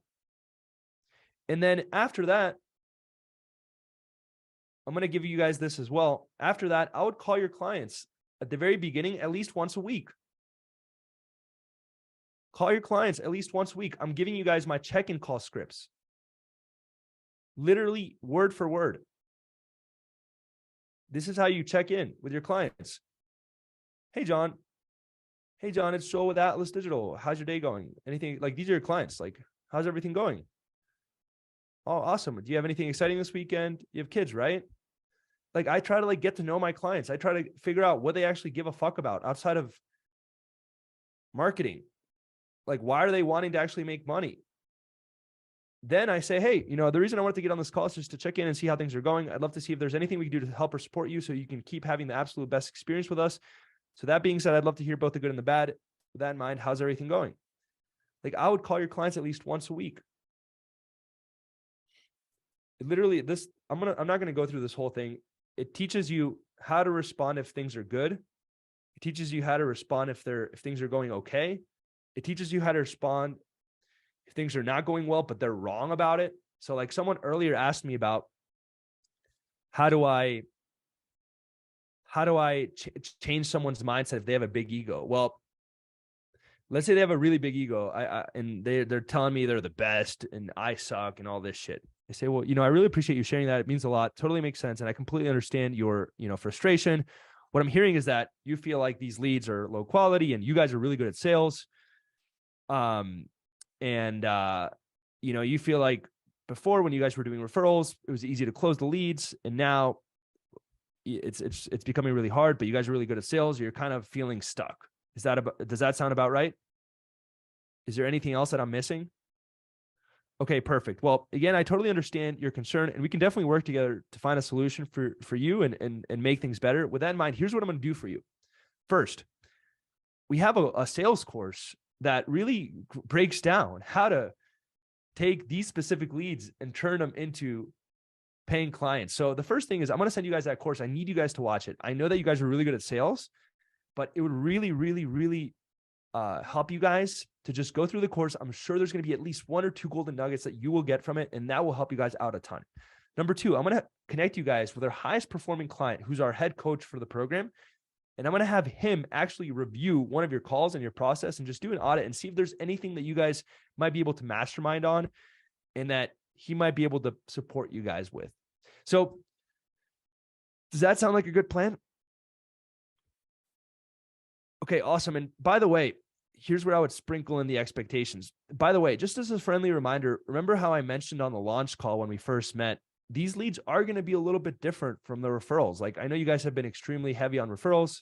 Those leads are really excited. They come in ready to go. They come in ready to sign up. These leads are going to be a little bit different. So just as a friendly reminder, remember the iPhone analogy. Let me show it to you guys. And again, this is how I would literally do a check-in call with a client if they're having a bad experience, right?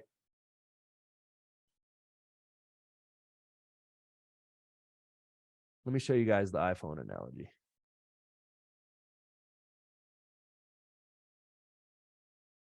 Remember the iPhone analogy. Most iPhones cost about $1,500. And what I want you to do is next time one of the online leads comes in the door and comes into your practice, I want you to see if they have an iPhone. Take a look if they have an iPhone. If they have an iPhone, they have at least $1,500. So it's not that they're low quality. They have iPhone. They have money. It's just about educating them and helping them really see the value in what they're signing up for. So yeah, that's the check-in call. If you guys want to get your clients good results, build out a course, build out a coaching program, do a launch call presentation to set really good expectations, to educate your clients on being better business owners, and then do check-in calls with them. Call them once a week. Once you have too many clients, call them once a month. Do check-in calls. Figure out what the problem is. Dive deeper. Literally use this script. It tells you exactly what to do. It even tells you what to do if things are really bad and you're not sure what to do. So call your clients every week. That's how you get them to get good at closing. Is this making sense, guys? I know it's like I'm trying to take a 7-figure business in a box and condense it in like an hour. And it's actually harder than you guys may realize, because I'm just trying to give you the 80-20. Like, what are the biggest things? Creating a course, creating a coaching program, doing really good launch calls, doing check-in calls with your clients.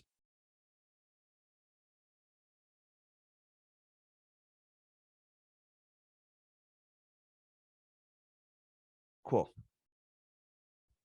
You guys have access to the script, and you'll have access to the launch call. It's in the bonus resources, so you can go through it. I'm not going to read the whole thing, but you guys should read the whole thing. You guys should literally go through this, and you'll see the kind of expectations that I set with my clients, like how deep I really go. So, all right, let's keep going. Here's the last piece, guys. The last piece of the puzzle. This is the last piece of the puzzle. So we've taught you guys how to get leads.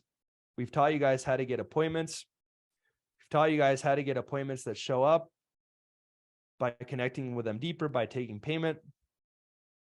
I've given you guys the roadmap for how to help your clients turn appointments that show up into closed deals through coaching, through a course, through setting really good expectations, through checking in with your clients and making sure everything is going well and moving along. They have everything they need in order to succeed.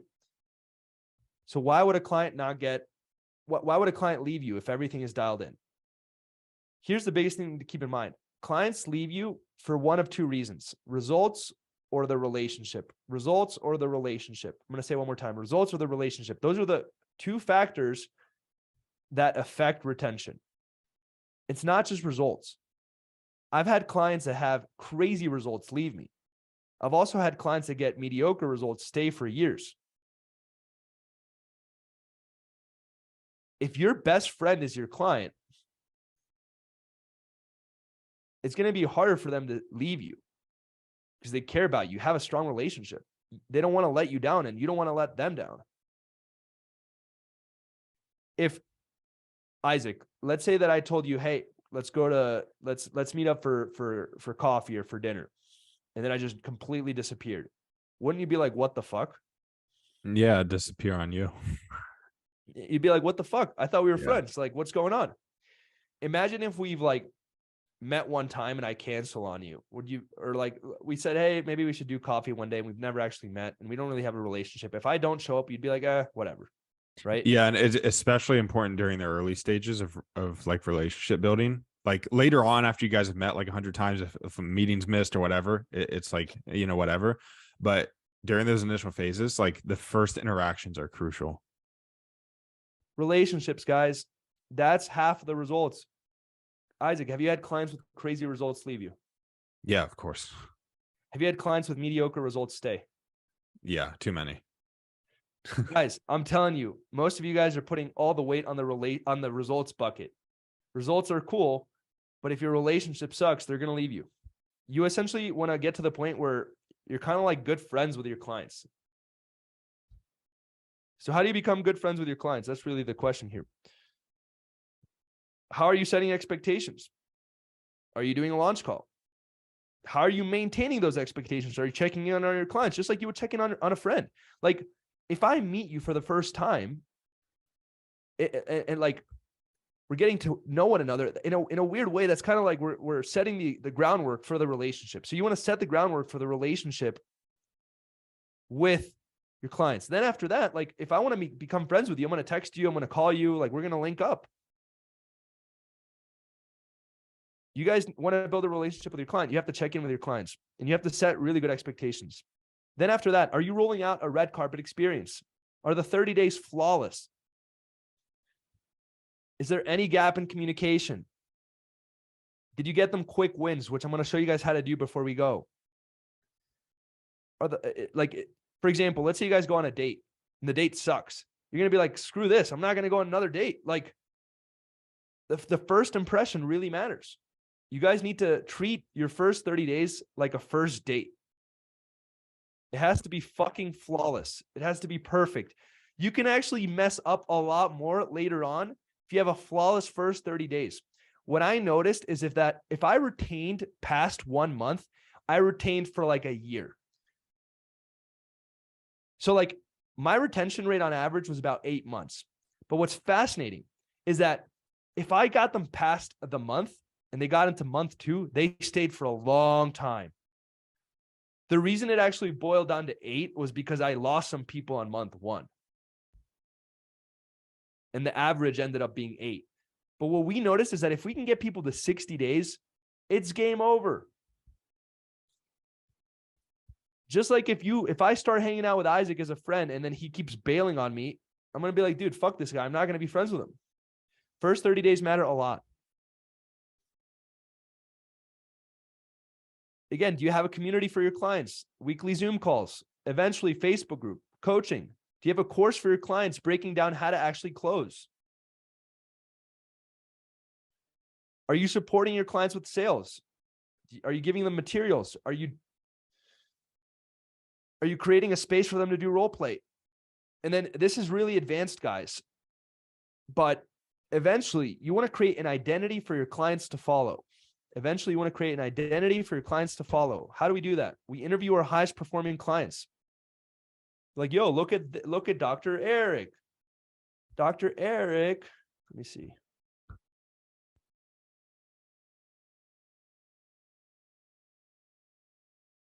Look, Dr. Frederick went from 15 patient visits a week to over 160, 10x growth in 1 year. Imagine if I interviewed him in front of everyone else to talk about his 10x growth. Or what about Dr. Eric? Atlas Digital helped surpass our goals in how many patients we could help in a week, about to hit 300 a week. They're seeing 300 patients a week. Imagine if I did the 300 patients a week masterclass and I interview him in front of all my clients. What happens is I'm giving them an identity to follow. They're here. They want to be like Dr. Eric now. And what happens is I'm also showing them, hey, Dr. Eric showed up to the calls. Dr. Eric asked for help. Dr. Eric gave it at least 90 days. Dr. Eric followed our process to a T. Then everyone else is going to want to be like Dr. Eric. You guys eventually could add in awards for your clients. You could add a belt system for your clients, like a black belt system, like in karate. If you do this, you get a white belt. If you do this, you get a yellow belt. If you do this, you get a brown belt. Like you guys create a system like that for your clients. So for example, first appointment that you get that shows up, you get white belt. First appointment that you close, you get yellow belt. If you close 10 patients, you get brown belt. If you close 100 patients, you get black belt. So you guys create a roadmap for them to attach their identity. They're literally like, oh, I'm a white belt. They're attaching their identity to the results, to the progress. I'm a black belt.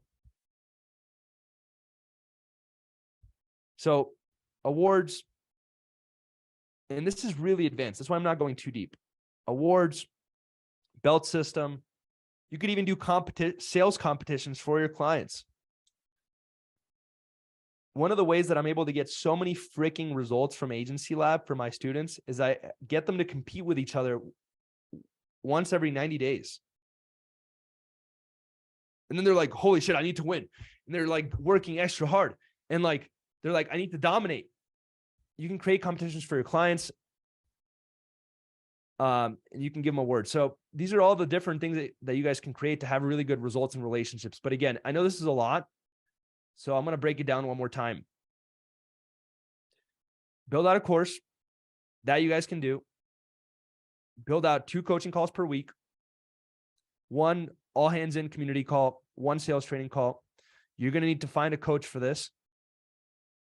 For this, you're also going to need to find a coach to help you build it out. And honestly, some of you guys can innovate on everything that I teach you. Like, you know what no one else has done?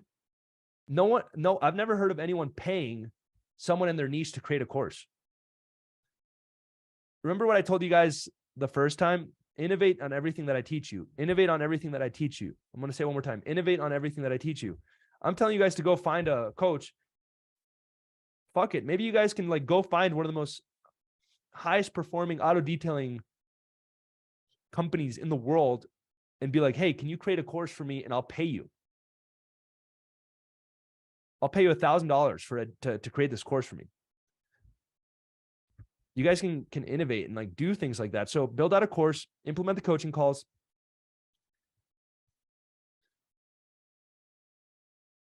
Implement the launch calls, implement the check-in calls. That should be your first phase until you guys have 50 clients. That's enough. If you guys do coaching, if you guys do a course, if you guys do launch calls and do check-in calls, that gives you enough to work with until you have 50 clients. Once you have 50 clients, then you're going to need to start doing more advanced things like building out a community, building out award systems, building out black belt systems, things like that. So I think this is the hardest one to teach, guys, because it's not as simple as like, look at this high level sequence or look at this script. But I think once you guys have enough clients, it becomes easier to execute on it. Cool. Let me show you guys the Google review campaign and the reactivation campaign, and then we'll open it up for like 10 minutes of Q&A. So I showed you guys this. Remember I just mentioned flawless first 30 days. Here's how you guys can create a flawless first 30 days. Just got to find it. Is it not in here? Oh, here we go. You guys can run this Google review campaign for your clients. This is an email blast campaign. It's not a text blast campaign, but you could also run it as a text blast campaign. So I give you the text and the email. We literally just used to do emails. You guys can do this in the first 30 days to help them blow up their Google reviews and get a shit ton of 5 stars. And then they're going to be like, oh my God, this is amazing. I freaking love you guys. So just follow this. What you would do is literally get their list, their email list, and then upload it to high level or active campaign and then blast it out. So you have all the emails there. The other thing that you guys could do in the first 30 days to really create an amazing experience is run a reactivation campaign to reactivate their leads. So you would get access to their entire database of phone numbers and run this reactivation campaign. So it's in the Google Drive. I'm not going to go through it. You guys have it. You would just plug this into high level and do a text blast. Or in the case of the Google reviews, you would plug it into high level and do an email blast. If you guys did that the first 30 days and like literally before you even run the ads, they already have 100 5-star reviews that are new. They're going to be like, oh my God, this is amazing. I love you. This is amazing. And they're going to believe that you're really good at marketing. They're really going to have way more conviction, which again, remember, what's the number one thing that increases closing rate? It's conviction. So if they believe in your system, if they believe in you, they're going to attack the leads with way more conviction. with way more belief that it's possible. And if you set expectations, the launch call, guess what? They're going to be like, I know exactly what I need to do. If you check in with your clients once a week, they're going to be like, holy crap, this guy's literally following up with me to make sure I do my shit, to actually call the leads, to actually get results. And then if you give them the resources in a course and create a coaching program for them, that's how you destroy everyone. That's how I won with Atlas Digital. That's how Hermosi won with Gym Launch. That's how Matt Shields is winning with Estate AI, the real estate agency. They're solving all of the client's problems, not just leads. That's how I'm winning with Agency Lab. I literally do 25 coaching calls a week in that program. I'm going to end on this note, and then we'll open it up for Q&A. If you haven't been paying attention, guys, I know that we've gone on for a while. This is a golden nugget for you guys. This is a golden nugget. I want you guys to suffocate your clients' excuses. I want you guys to suffocate your clients' excuses. I don't want them to be able to complain. I want them to not be able to speak of any excuse. Oh, you suck at sales? Well, we have a course for you. We have a sales training for you. I can literally connect. I literally just did a masterclass last week with someone that closed 300 patients a week with our system. I'm following up with you every single week and you're not picking up. So how is this on me? This is on you. I'm trying to help you. I want to suffocate their excuses. They're like, oh, these leads suck. Okay, well, let's listen to your calls. Oh, you haven't been using our script? Why haven't you been using our script? You essentially want to be able to corner every single excuse with all of the value that you bring to the table. When people come into Agency Lab, my coaching program, people literally are like, if I don't succeed, it's on me. That's what you want your clients to feel. If I don't succeed with your agency, it's on me. They're doing everything in their power to help me. That's what I did with Atlas Digital.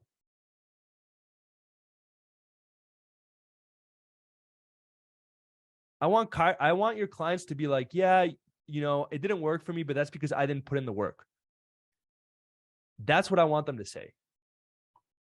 And you know what would be even better if they said, oh, the system works. I just didn't put in the work. And you know what? They actually were on top of me every single week to make sure I put in the work, and I still didn't put in the work. If your clients say that, then you've won. You're going to retain as many people as possible. The leads don't suck, guys. The business owners suck at sales and they suck at business. Help them get good at business with a course, with coaching, by setting really good expectations where you're educating them, where you're telling them, hey, this is what's going to actually be expected for you to win. And then by checking up on them and holding them accountable. What was the first thing I did when we started this workshop? What was the first thing on day one? We went over mindset. I warned you guys, this is going to be hard. I was setting expectations just like I would with my other clients. I literally set expectations with you guys so that you're more prepared to actually go out and crush it. So anyways, that's it. Guys, I need like a 2-minute break. I'm like losing my voice over here. If you guys enjoyed it, drop a W. And I'm gonna you can find all the resources in Thomas's Discord or my Discord. All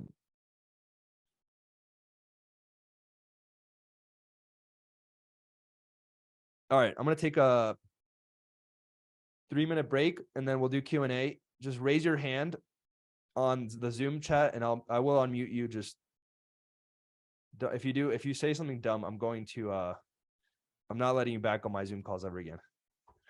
You're banned for life. You're canceled. Officially canceled by official Joel Kaplan. So I'll be right back.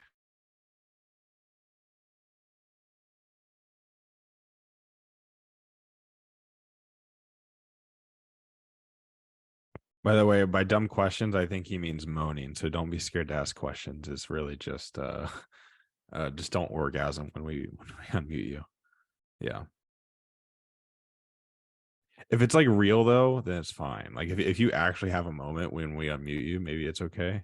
Like that's, once in a lifetime sort of thing. But in general, no.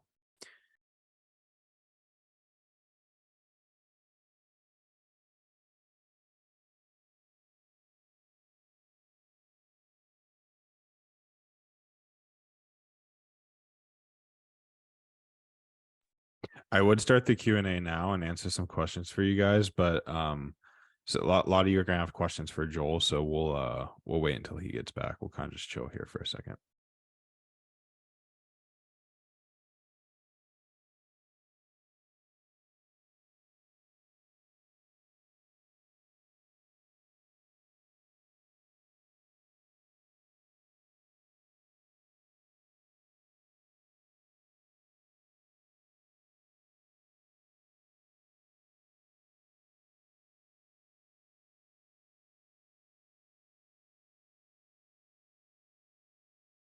All right.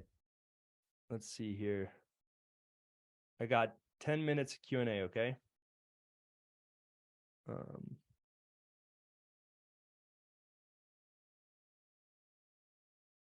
Just give me 1 second, guys.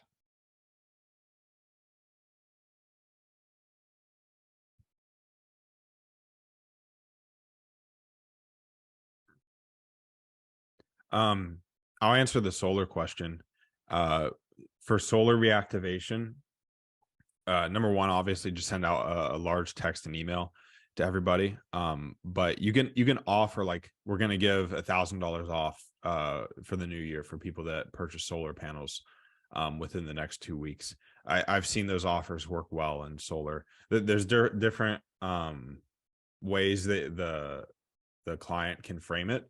But money off the installation is a proven offer in solar.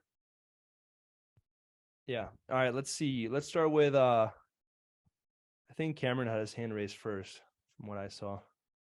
So here, I'm going to turn off the unmute. Hold on 1 sec. Cool. Hello, can you hear me? Yep. Yeah. Yo, Joel. So from your experience, because obviously I'm in like a similar niche to chiropractors, what would you say is the optimal time to kind of call the leads? Because I've been calling them at about 10 in the morning, then about 7:30 at night. Now, I'm not sure if it's because it's so close to Christmas, but I've been struggling to get responses from nearly any lead. Now, I've generated about 16 for this client at the minute. I've only had 1 booking. And there's a lot of people I'm going back and forth with, but I'm struggling to kind of get in contact with them. What do you mean by going back and forth? Like, you are talking to them, or? So I'd call them. They then call me. I wouldn't be available. Some of them are calling me at like 4 in the morning for some reason. Some weird leads. United States? No, they're from the UK, same place as me. But yeah, they'd call me, or they'd say they want to be called at a certain time. I'd then double dial them at that time, and they'd never respond. So yeah, I'm just finding it quite tricky to kind of get a hold of them. So, I was just wondering, from your experience, how would you kind of combat that? Would you just continue to follow up with them, or? Yeah, I would try to. So you guys are texting? Yeah. So I've got like the workflows in place that's texting them from day 1 to 5, and then it's day 16, and then day 30, and then I'm calling them from day 1 to 5. So pretty much similar to what you were talking about earlier. I would just keep dialing them. If they're already responding to you, I would just dial them twice a day forever. If they're right, all the way up till day 30. Or But here's something to keep in mind though. This is really important. Business works in like there's seasons in the UK, right? And there's winter. Yeah, there's definitely seasons in the UK. There's spring, winter, summer, whatever. Business works the same way. Business is seasonal. So like January, February, Q1 is insane for business owners. For like, you guys are about to blow up Q1. Closing agency clients November, December is tough. right, like holidays. Q4 for service-based businesses is awful. Q4 for e-com is amazing. Q1 for e-com is not that great. Everyone already bought everything that they wanted to buy for Christmas, for Thanksgiving, for Black Friday. So business is also seasonal. I think maybe you're just experiencing some of that. Like, Yeah, I think I it's was normal. thinking that. I think it's I was. normal. I think if you're having this issue next month, then I would worry about it. But I think it might just be seasonal. Like, no one is thinking about going to a chiropractor right now. Yeah. I mean, I was thinking that, to be honest, because we only started running the campaigns about a week ago. I got the first patient booked in the first day. Then from there, it's been kind of a struggle to get a hold of people. And I was thinking mainly it's probably because of Christmas and things. Yeah, I think it's normal. There's natural seasons in business. Right. Yeah. Okay. Right. I appreciate that, man. Cheers. All right, let's go to Connor Chang.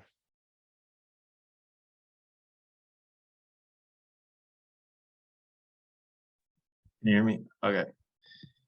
Yeah, Joel, I was just wondering, in regards to like lead nurturing, would concept like calling the lead 6 times total, like 3 double dials throughout the day, be too much? Or like you think just doing it once a day? Remember what Isaac said.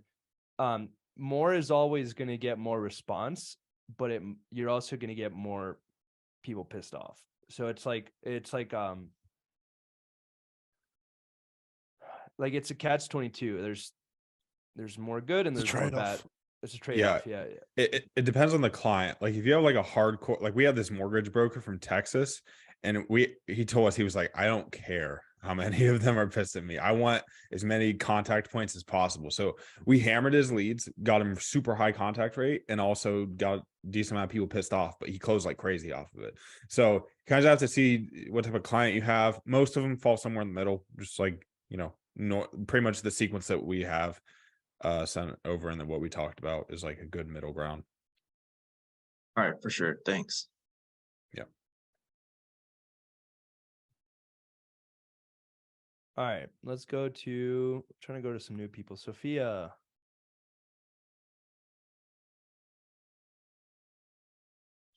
Can you hear me? Yeah. Awesome. So the question that I do actually have for you is, because we are thinking of changing the niche. So we started out 2 months ago with solar. We've got 3 clients signed on, but I don't think that 2 of them are gonna stick. So basically, we had like a super low reaction. They didn't came to the appointments we booked for the clients. So our percentage is less than 20 for clients actually coming up to the appointment. So my boss actually thought, since this is like a high ticket niche and we spend a lot of money for the ads, and the price per close deal was super high for us. So we are thinking of changing it to maybe coaching or gyms. So we wanted to see your thoughts on it. You just need to get better at business. Like, what makes you think that you're not going to have the same problem with coaches? What makes you think you're not going to have the same problem with every other niche on the planet? The reason niche, even maybe I say this with love, Sophia. The niche never sucks. The business owner sucks. Yeah, I mean, because let's say pretty intense. I'm telling you, don't niche hop. You have clients, solve the problem in your niche. You're gonna face the exact same issue with coaches. You're gonna have to face the exact same issue in every other niche that you could possibly imagine. Coaches are way harder, by the way. Coaches is actually going to be worse. They're way I'm telling you. Thank you then for that. I worked a lot. I've worked a lot in solar, and I've worked a lot. I mean, I run a coaching company. It's going to be worse in coaching. Your niche is not the problem. I think you need to spend more time trying to solve the problem within your niche. Yeah, awesome. you have to. That with love. You have to figure out where the holes are. I just actually wanted the confirmation for this, just to reassure my boss that we should definitely stick with this, because I even like more solar. Every time you switch your niche, it's like you switching your business. So like, it's like you asking me, hey, should I change businesses? Like Yeah. Well, thank you for leaving us on the same path that we wanted to be at. Thanks. Yeah, no problem. Guys, I actually realized I do have to go now. Isaac, I don't know if you could do an extra little bit of time. Yeah, let's do another 3. I have a Joel, real quick before you go. No, I gotta go, guys. I wanted to follow up with you on our last call. You said you're going to ask one of your students about their average CPL. Oh, okay, cool. Yeah, guys, I have to go. I'm sorry. You're good. I just have an appointment. I forgot. So I definitely have ADHD and I'm working on not being late to everything in my life. So Liam, follow up in the Discord. Or just ask Isaac. Isaac knows more about CPL. I didn't know the answer actually. Okay. It's fine. That's fine. Let me just make you host. All right. Hopefully when I leave, it doesn't end it. Yeah, we should be good. Love you guys. Hope you guys enjoyed it. I do have to run. I'm so sorry. Thanks, Joel. Appreciate all of you so much. Keep crushing it. Don't be like that guy at the beginning, and you'll go out and crush it. All right. Peace. Cool guys. I'll do like 3 more. I have unsettled. I'm in a war with FedEx right now. I'll put it that way. So I have to go figure that shit out. Mayor, is that how you say your name? Yeah. Right, good. Yeah. So I got a question. For a new ad account for a client, how would you warm it up? Just start off slow. Most clients' accounts will be fairly stable. I would start at like $10 a day for the first 48 hours. Then for the next 48 hours, you can go like $20 a day. If everything's looking good, $50 a day, starting day 3, 4, 5. Most clients don't scale tremendously past that. So you should be pretty quickly able to get your client where they want to be at. Got you. And in terms of because I was in the last call with the 8 ad set method. Let's say the niche is more towards like women. Would you just do like a 4 ad set method for that? Yeah, but also you can split out the age ranges. If you're only doing one gender, now you can test the age ranges. So you can do like everyone 25 to 34, residents 25 to 34, and then do that for all age ranges. Yeah. Got it. Okay. Thank you so much. Yeah, absolutely. Andrew, you can go ahead. Hey, man. I had 2 questions. One was, would you suggest like the complete done for you model where you are calling the leads yourself, booking them in, and you're essentially trying to handle everything? Or do you suggest that we do this kind of course route and you never try to take on the full closing procedure? I wouldn't try to take on the closing procedure. You can take on the getting people booked procedure, like calling the leads and getting them booked. I would wait a couple months. The done with you is, I mean, it's still all technically done for you, but the quote unquote done with you is easier to start, because for the done for you, you have to have like a well-managed call center, which is like way harder than it sounds. Like you have to have like a power dialer that organizes all the leads. You have to have an inbound system that like shows which client the inbound lead is calling from. Like it's a whole setup. I would learn your niche. I'd spend like 6 months doing it with the clients, and then you can figure out how you're going to build out a call center, because you got to hire callers, the whole thing. But eventually you do want to move towards it done for you, but it's after a while. Sure. And my other question was, what's your guys' approach in terms of handling clients that want to leave? Do you try to keep them on, or how's that approach? Yeah, I mean, I personally, it's more of a Joel question, but I would have a conversation with them, see what the falling out was, see if there's anything you can give them to make them move forward. We usually do is lead with carrot, then lead with stick. So see what you can offer them. Going forward. Where I'm currently at is, I know I can keep them on, but I think Joel highlighted that the bell curve, and I do think they're on the low performer side. So I'm wondering if I should even bother or not. It just depends how much you like money. I mean, personally, like we kept on a lot of clients who were a pain in the ass just because we wanted money. So it just depends how much you want money right now. Really. Cool. Thank you. Yeah. Cool. Liam, was that KPI question your question, or did you have another one? Well, it was gonna lead into my second question, which was yeah, because, well, Never mind. I guess it all does kind of answer. But I guess I'm dealing with, like, I have some people that I guess they're just like not communicating. Like I'm reaching out, like I'm doing everything on my end. I'm texting them, sending them videos, like doing everything that I really can. And some of them just aren't in that communication. So obviously there's not a whole lot that can be done there. Anything that you would say else beyond that? I mean, yeah, that's okay, that's more of a Joel question, but in terms of like, I try to establish those touch points, like send them a long text, be like, hey man, I'm trying to make this work for you. We're really not going to be able to get your leads converting if me and you don't have a conversation here soon. Just want to make sure you're getting the most out of, what you're paying. Ultimately, if somebody completely ghosts you, you can't really do much about it. I've called clients from different phone numbers. You can use Google Voice to call from different phone numbers if they're blatantly ghosting you. But yeah, ultimately, if they don't want to talk, like it's hard to help them. Okay. Cool. Yeah. Thanks. Yeah, absolutely. Vincent, what's up, man? Hey Isaac, so I had a couple of questions. So first of all, I was asking about the paper show, like how you would structure your pricing. So how exactly would you be able to actually track who shows up if it's not just honor system? I haven't done paper show personally. It's a very difficult offer to set up and establish. It wouldn't be the first thing I would go with anyway. Yeah, I honestly wouldn't even do it. But there are systems. I have not set those up personally.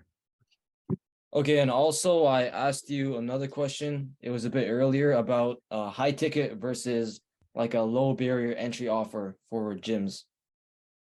I mean, high ticket is like 1,500, right? You're talking like 1,500 retainer, right? Higher. No, I'm talking about like the actual offer for the gym, like how the gym gets their clients. Oh, I mean, everything has to be low ticket on the front end. It's a value ladder. So for the gym to get their clients, it has to be, free 7-day membership, try one of our classes for free. Whatever it is. All offers pushed through Facebook for clients have to be low ticket.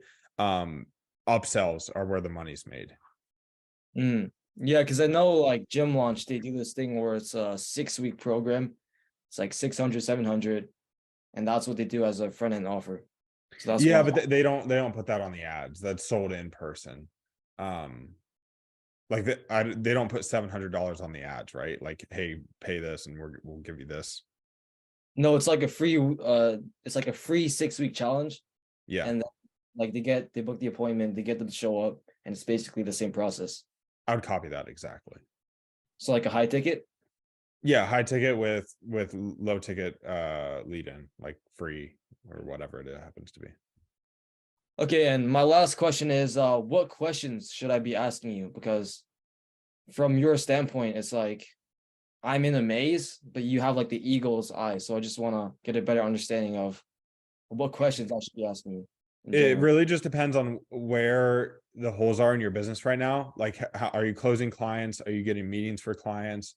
Are you losing clients really rapidly? That's really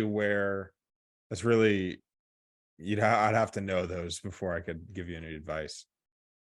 Okay, thanks. Yeah, for sure. But yeah, break down your business, ultimately break down your business in terms of what, if you're hitting KPIs, like, are you closing enough clients? How much are you paying for acquisition? Then you'll know where you need to fix things. Andre, what's up, man? Can you hear me? Yeah. Can you hear me all right? Yeah. So some clients told me that they have worked with agency before and they did like the whole Facebook ads or all that stuff and they didn't really get any results. What should I say? Like what should be the best response on that? Closing questions are rough for me because I don't really close anybody. You have to have elements of your system that are new, or that you can at least present as new. You can talk about, lots of people just generate leads, but we actually have this follow-up system and scripts that allow you to not only reach way more of the leads, but also convert them into patients. And if you're running conversion ads, you can say we train the pixel. I always say hype up your services 20% more than what they actually are. So you can be like, we train our pixel to only, target the highest intent patients to come in, but you want to have a couple elements of your system that you can present as novel or new to the client. And usually you can figure out what your client needs by asking. So you can be like, they generate enough leads, but let me guess, like you couldn't get them through the door. And then you can tell them like, what operations you have in place to help get them through the door. Whatever it happens to be. Just figure out what problems they had with it, and then say, here are our solutions for those problems, basically. Yeah, I also thought about maybe doing, instead of Facebook ads, ticker ads. Do you think that would be a better way? Yeah, it actually isn't really different in terms of results, but they will view it as something new, so you can hype it up like that. Yeah, right. Thanks, bro. Yeah, absolutely. Jonas, what's the good, man? I have to head out after we do Jonas, but what's up, man? Hey, what's up, Isaac? So currently I got a client, right? Who like I've been training a lot in terms of like sales and stuff. Like I've hopped on like 3, 4 different training calls with him just to help him with sales and shit. Yeah. Because like he's been doing terrible, right? Like I'm getting him lots of leads, I'm even giving him like leads that are actually vetted, like that are actually interested, right? Yeah. And like every time he hops on the phone with them, he like completely botches it, like completely all the time.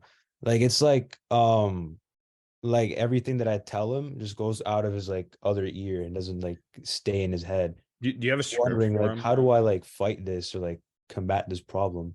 Do you have like a written script for him? Yeah, I gave him like 2 different scripts, objection handling. We even went on like 3 different training calls. And he doesn't follow the script?